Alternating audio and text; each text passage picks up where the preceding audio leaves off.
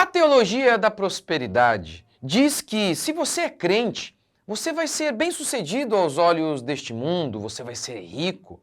Aos olhos dessa galera, quem é de Deus sempre é um sucesso aos olhos deste mundo. Os pastores, os falsos pastores da teologia da prosperidade pregam sobre isso. Os coaches também. Quer dizer, e não por acaso, não é? Os coaches, se você dá uma investigadinha ali, uma garimpada, você vai notar que boa parte deles vieram dessas igrejas mesmo neopentecostais que pregam a teologia da prosperidade. Por exemplo, o Pablo Marçal disse na palestra dele na Batista da Lagoinha, Deus não está no controle da sua vida. Se ele estivesse, você teria um Rolls Royce na sua casa. Tá vendo? Qual que é uma evidência de que Jesus é o seu Deus? Que você tem o carro muito caro na sua garagem. Ok, mas, apesar de todas essas mentiras que eles dizem, a palavra de Deus não deixou de ser verdadeira.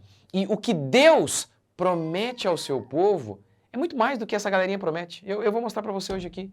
Vou mostrar que essa teologia é furada e que eles mentem porque eles prometem pouco. Curta, comente, se inscreva e bora porque eu vou desbloquear sua mente aqui hoje. Você vai ver. Bora para mais um vídeo.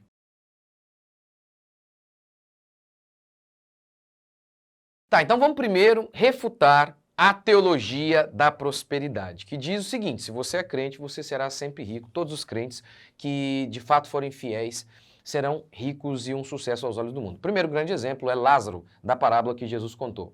2 homens, um era o crente, doente, pobre, comendo as migalhas que caíam da mesa do rico. Um cachorro lambia as suas úlceras. Ele morreu e saiu dali, da sarjeta, diretamente para a glória, mostrando que ele era cristão.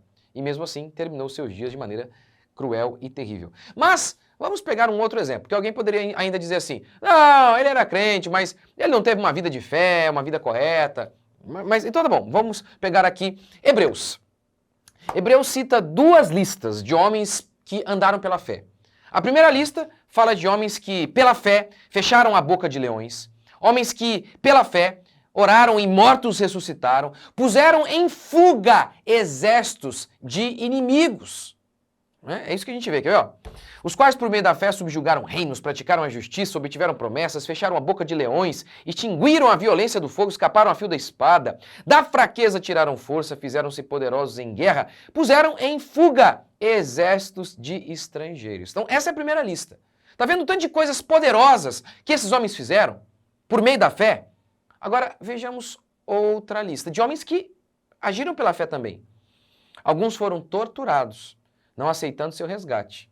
Outros passaram pela prova de escárnios e açoites, escárnios, ou seja, foram humilhados. Até algemas e prisões. Foram apedrejados, provados, cerrados pelo meio, mortos a fio de espada, andaram peregrinos, vestidos em pele de ovelha e de cabra, necessitados. Que coisa, aflitos, maltratados. Compara aqui as 2 cenas. Por um lado, homens que pela fé fecharam a boca de leão. Homens que pela fé foram devorados por leões. Homens aqui que pela fé eles venceram o fogo, extinguiram a violência do fogo, como Sadraque, Mesaque e Abednego, o fogo não os queimou. Esse aqui, homens que pela fé, nem o fogo queimou a fé deles, eles morreram, queimados. Esses aqui foram para a fornalha e pela fé não foram queimados. Esses aqui foram para a fornalha e foram queimados, mas a fé os manteve de pé. Eles não perderam a fé. Tá vendo as 2 comparações? Ele continua.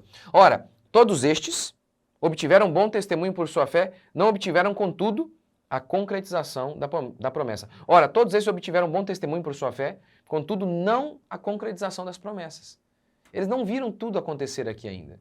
Que coisa, que coisa. Então, a teologia da prosperidade já cai por terra aí. Como disse Martin Luther King, neste mundo caído, a verdade, na maioria das vezes, costuma estar na forca e a mentira no trono. Jesus foi crucificado enquanto Herodes, aquele endemoniado, estava no trono. Então não é bem verdade isso, que os crentes eles serão sempre um sucesso aos olhos do mundo. A gente tem sim, por exemplo, Davi. Davi foi um cara que, rico, poderoso, fizeram até música para Davi, morreu em ditosa velhice, cheio de honra e de glória, coberto com todas as honras deste mundo. Paulo, entretanto, não. Paulo morreu numa cadeia romana, decapitado, abandonado por todos. E os 2 eram crentes. É isso que não entra na cabeça de muita gente, né? Que alguns estão pensando que eu vou defender aqui a teologia da prosperidade ou então a teologia da miséria. Não. A gente tem crente rico e a gente tem crente pobre. A gente tem crente cheio do Espírito Santo que era rico e poderoso, e a gente tem crente cheio do Espírito Santo que era pobre e um fracasso aos olhos do mundo. E ambos eram igualmente cheios do Espírito Santo, cheios de Deus. Mas, a teologia da prosperidade é mentirosa porque promete pouco. E tudo que o Bispo Macedo, R.S. Soares, Valdomiro, Pablo Marçal, essa galera prometem, é mentira. Agora, o que eles falam não anula a promessa, a afirmação do Salmo 1, que fala que aquele que obedece à palavra de Deus, não anda no conselho dos ímpios, é como árvore plantada junto à corrente de águas, que no devido tempo dá o seu fruto, cuja folhagem não murcha, e tudo o que ele faz é bem sucedido.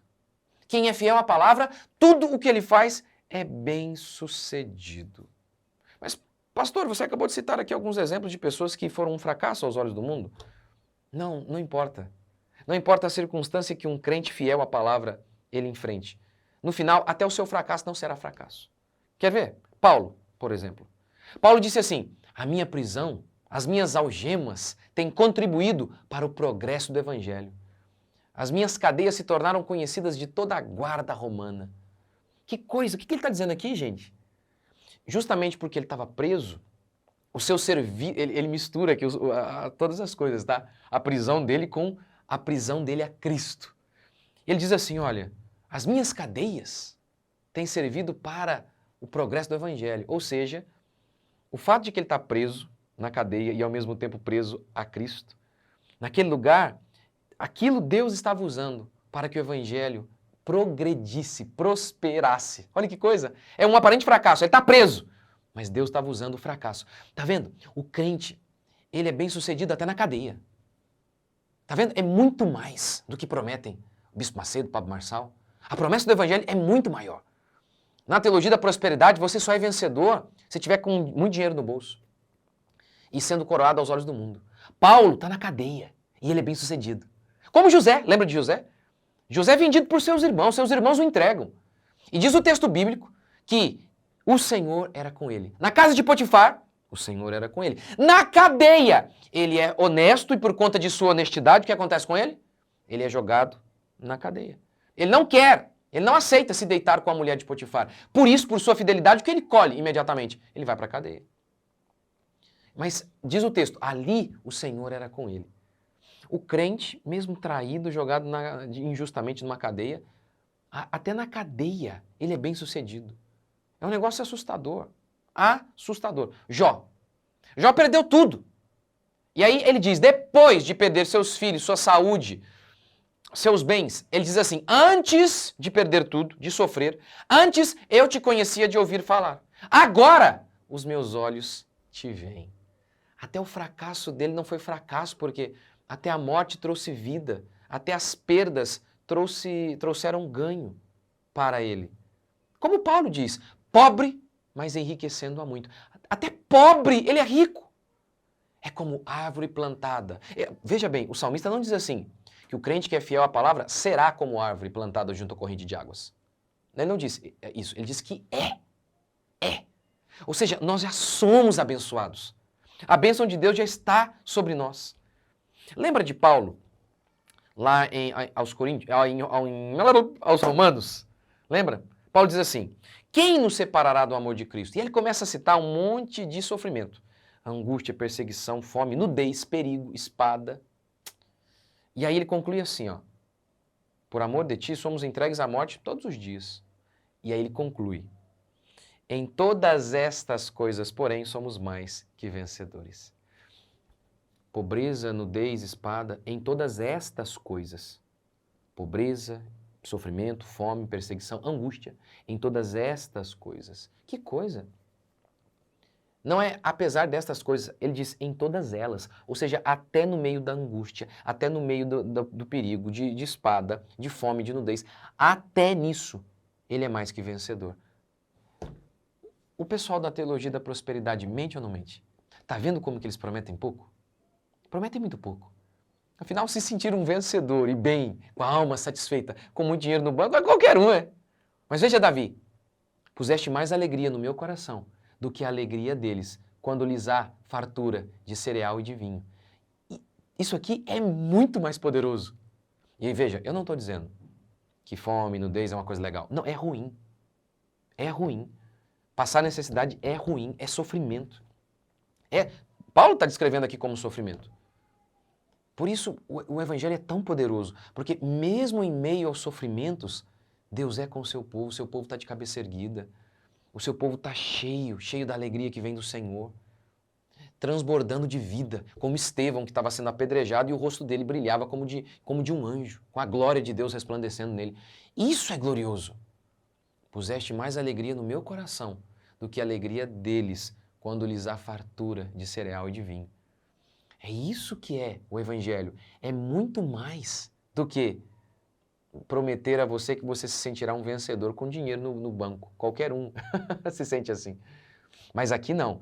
Em todas as coisas eu sou mais que vencedor, em todas estas coisas de pobreza, de miséria. Os falsos pastores e os coaches que prometem riqueza, que vocês só serão vencedores ou só serão crentes se forem milionários, eles mentem. Mas não é porque prometem muito. Eles mentem porque prometem pouco. Você pode terminar os seus dias até como Paulo, numa prisão insalubre, rejeitado pelo seu próprio povo, entregado pelo seu próprio... Paulo foi entregue pelo seu próprio povo. Pode acontecer isso com você. Mas ainda assim, veja Paulo, veja se ele não era uma árvore frondosa. Lá, na cadeia, ele diz assim, combati o bom combate. Completei a carreira, guardei a fé. Essa é a vida cristã, poderosa, vigorosa. A minha mensagem para você hoje, então, é: os falsos pastores não mentem porque prometem muito. Eles prometem tão pouco, tão pouco. Fazem de você rico apenas com muito dinheiro, com a alma farta apenas em circunstâncias perfeitas. Mas o que o Evangelho promete é muito além. Puseste mais alegria no meu coração do que a alegria deles, mesmo quando eles estão com Porsche ostentando para todo mundo. Nós, pobres e enriquecendo a muitos, diz Paulo. Essa é a promessa do Evangelho, que o Senhor Jesus nos é suficiente. Mesmo diante do sofrimento, da pobreza, de quando somos perseguidos, o Senhor é suficiente. Você crê?